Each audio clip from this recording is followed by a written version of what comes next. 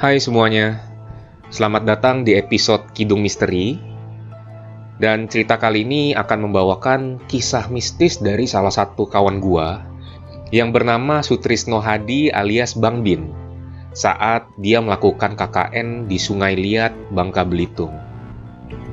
Seperti biasa, sebelum dengerin cerita ini, kalian bisa mencari posisi ternyaman dan juga jangan lupa untuk siapin sesajen kalian masing-masing. Kalau gitu, kita langsung aja mulai ceritanya. Kejadian itu terjadi di bulan Agustus tahun 2005. Saya yang pada saat itu masih menjadi mahasiswa UPN Jakarta, yang sedang ingin melakukan sebuah penelitian tugas skripsi saya. Saya yang pada saat itu belum menentukan ingin melakukan penelitian di mana, tiba-tiba datang sebuah ajakan dari salah satu rekan saya yang bernama Franz. Ia mengajak saya untuk menyelesaikan penelitian di daerah kampung kelahirannya. Franz lahir dan besar di daerah Bangka Belitung, tepatnya di kota Sungai Liat. Di kota itu juga terdapat keluarganya sehingga ia memutuskan untuk mengajak saya menyelesaikannya di sana. "Bin, kelarin skripsinya di kampung gua aja. Mau nggak?" ajak Franz kepada saya saat itu. "Boleh tuh. Gue juga belum tahu nih mau nyelesain penelitian di mana." Singkat cerita, saya pun memutuskan untuk menyelesaikan skripsi di kota tersebut selama 30 hari. Saya pun langsung terbang menuju Pangkal Pinang dengan menggunakan salah satu maskapai penerbangan yang ada pada saat itu. Sesampainya di sana, kita dijemput oleh sebuah kendaraan yang langsung menuju ke kota Sungai Liat dengan menempuh perjalanan kurang lebih memakan waktu 2 jam. Di sana saya tinggal di salah satu mes Polman Timah yang memang dikhususkan untuk karyawan. Di mes tersebut saya tinggal sendiri, sedangkan teman saya Franz tinggal di rumahnya dengan keluarganya. Sebagai gambaran saja, pada saat itu kondisi bangunan di mes tersebut seperti sebuah bangsal rumah sakit, dengan bentuk bangunannya seperti bangunan Belanda. Pintu-pintunya besar, di tengah ada halaman dan terdapat lorong yang panjang, di mana kiri kanannya adalah kamar untuk para karyawan. Di sana terdapat 8 kamar dengan jumlah 4 di kiri dan 4 di kanan. Sedangkan di tengahnya adalah ruang tamu yang cukup besar. Sekedar info, 3 dari 8 kamar tersebut sudah terisi oleh dosen Polman, di mana yang 2 kamar diisi oleh dosen yang sudah berkeluarga, dan yang satunya masih sendiri pada saat itu. Saya pun akhirnya berkenalan dengan mereka. Pak Hawari yang sudah berkeluarga, Pak Anto yang tinggal sendiri, dan yang satu dosen lagi saya lupa namanya. Merekalah teman saya pada saat saya tinggal di mes tersebut, dan paling sering saya ngobrol dengan Pak Anto. Letak kamar mereka berada di depan, sedangkan saya diletakkan di kamar yang paling ujung. Entah mengapa saya ditempatkan di kamar tersebut. Oh iya, sebagai tambahan, untuk kamar mandinya sendiri berada di luar kamar. Jumlahnya ada 2 di sebelah belakang. Singkat cerita, di malam pertama saya tinggal di mes itu, sebelumnya tidak ada kejadian-kejadian yang aneh terjadi. Hingga akhirnya, ketika saya ingin memejamkan kedua mata untuk tidur, tiba-tiba ada sosok dari arah belakang saya yang terasa seperti sedang memeluk badan ini. Kondisi tidur saya waktu itu menghadap ke samping. Saya merasakan betul pelukan itu sampai-sampai saya sulit untuk bernafas dan menggerakkan badan. Hingga akhirnya saya mencoba untuk membacakan beberapa ayat-ayat suci Al-Quran, dan pada akhirnya saya bisa menggerakkan badan saya. Setelah badan ini dapat digerakkan, saya pun langsung menghadap ke belakang untuk mengetahui sosok apa yang sebenarnya memeluk saya waktu itu. Dan benar saja, ketika saya menghadap ke arah belakang, tiba-tiba terlihat sosok perempuan. Jika kalian tahu hantu Sadako, nah, itulah yang saya lihat. Wajahnya pucat seperti perawakan keturunan Tionghoa dengan baju berwarna putih dan rambut panjang. Ia seolah-olah menjauh ke arah sudut kamar seperti terpental. Sontak hal tersebut membuat saya takut pada malam itu. Hingga akhirnya saya pun tertidur dengan sendirinya. Keesokan harinya, saya pun pergi ditemani teman saya yang pada saat itu menjemput menggunakan mobilnya untuk menuju ke tempat penelitian, di mana saya dibawa ke kampus Polman Timah, yang mungkin jika kalian tahu sekarang namanya Universitas Bangka Belitung kalau tidak salah. Saya banyak melakukan kegiatan di sana. Rutinitas itu terus berulang selama saya tinggal sebulan. Hingga suatu ketika, ponsel saya pun menerima sebuah pesan dari Sofian.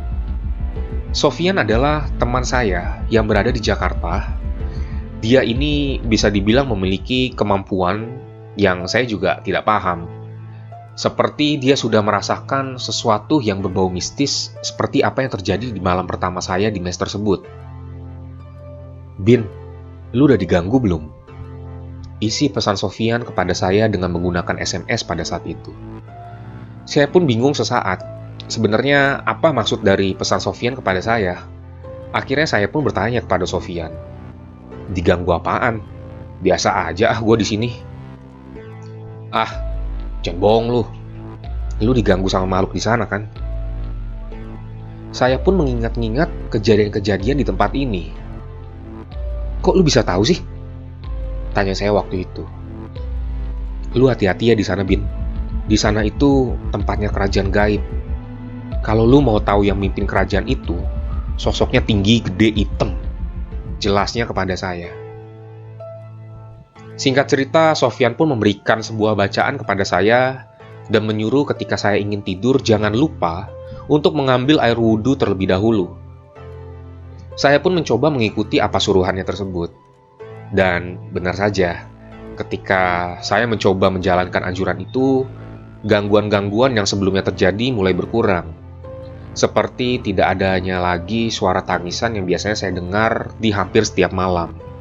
Hingga suatu malam, saya lupa untuk mengambil air wudhu sebelum tidur. Saya pun tertidur dengan sendirinya, hingga di tengah malam, saya akhirnya terbangun karena mimpi buruk yang saya alami. Di sela-sela saya terbangun, saya mendengar suara gowesan sepeda roda 3 milik anak kecil yang biasanya dimainkan oleh anaknya Pak Hawari. Anak Pak Hawari ini memang suka bermain sepeda di teras depan mes untuk sekedar berputar-putar di sana. Saya pun terheran, apa iya ada seorang anak yang mau bermain sepeda di tengah-tengah malam seperti ini? Itu adalah hal yang tidak mungkin menurut saya. Di situ saya pun mulai terasa merinding dan takut. Apa yang sebenarnya terjadi di luar kamar saya? Suara gowesan sepeda itu terus terdengar melintasi kamar saya beberapa kali. Pada saat itu, saya memutuskan untuk tidak melihat keluar, karena saya yakin itu bukan manusia. Karena waktu sudah larut malam, tidak mungkin juga Pak Hawari mengizinkan anaknya bermain hingga larut malam seperti ini. Saya pun menarik selimut saya dan mencoba memejamkan mata, yang pada akhirnya saya pun tertidur dengan sendirinya. Di keesokan harinya, saya pun menjalankan rutinitas seperti biasa, di mana saya melakukan penelitian kembali sembari menyelesaikan skripsi saya di kampus Polman tersebut. Di hari itu, saya sengaja meminta Franz untuk menjemput saya di kampus sekitar jam 9 malam, karena saya ingin mengerjakan skripsi terlebih dahulu. Saya pun akhirnya mengerjakan di salah satu ruang kantor yang berada di Polman, di mana kondisi saat itu sudah terlihat gelap karena para karyawan sudah pulang. Hanya ada saya sendiri di ruangan itu. Oh iya, bangku-bangku di ruangan ini menggunakan roda di kakinya layaknya bangku-bangku perkantoran lainnya. Di sela-sela saya sedang mengerjakan skripsi, tiba-tiba ada beberapa bangku bergerak dan bergeser dengan sendirinya. Seolah-olah ada yang menduduki bangku itu. Namun, ketika hendak saya menoleh ke arah bangku tersebut, tiba-tiba saja bangkunya berhenti. Sontak hal itu mengejutkan saya. Saya sebenarnya bukanlah seseorang yang penakut. Jadi di malam itu saya mencoba cuek dengan keadaan yang terjadi di ruangan itu dan tetap mengerjakan skripsi saya hingga akhirnya Franz pun datang untuk menjemput. Dalam hati saya sangat menyesal kenapa minta jemput Franz jam 9 jika tahu akan ada peristiwa seperti ini. Saya pun bercerita tentang apa yang saya alami tadi kepada Franz. Namun, respon Franz hanya tertawa saja seperti meledek. Saya pun sampai di mes dan langsung beristirahat karena hari itu cukup membuat saya lelah. Keesokan harinya, saya mencoba bertanya kepada salah satu teman mes saya yang memang pada saat itu sedang libur. Saya lupa dengan Pak Hawari atau Pak Anto. Ia menjelaskan kondisi yang terjadi di mes ini. Beliau bercerita bahwa dulu sempat ada paranormal yang sengaja didatangkan untuk mengusir makhluk yang mengganggu tempat ini. Tapi, paranormal itu kelihatannya tidak sanggup, malah menganjurkan kepada para penghuni untuk mengosongkan mes tersebut.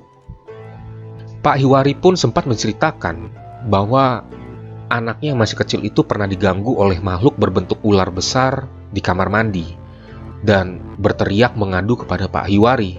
Setelah dicek pun, ular tersebut tiba-tiba menghilang. Dari pernyataan tersebut menjelaskan semuanya tentang kejadian-kejadian aneh yang saya alami di sini. Oh ya, ada satu malam yang saya lupa ceritakan. Ada di suatu malam saya pernah terbangun sendiri entah mengapa. Pada saat itu situasi gelap karena lampu saya matikan ketika tidur. Saya membangunkan diri dan melihat samar-samar ada seorang wanita berjarak 2 meter di depan saya, seperti sedang sholat tapi lagi duduk dan menggunakan mukena.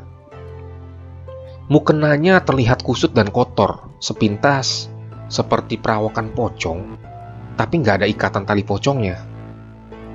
Saya berusaha untuk memfokuskan mata saya dalam keadaan gelap untuk memastikan lagi wujud wanita tersebut. Sampai pada akhirnya saya sadar bahwa itu bukanlah manusia. Saya bangun menghampiri wanita itu dan langsung menendangnya begitu saja.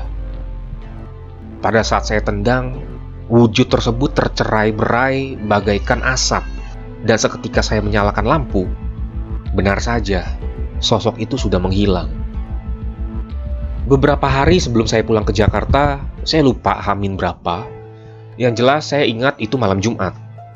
Pada pukul 8 malam, teman saya Sofyan tiba-tiba SMS saya lagi dengan memberikan hafalan 3 surat, yakni Al-Ikhlas, An-Nas, dan Al-Falaq, dengan masing-masing 3 kali bacaan.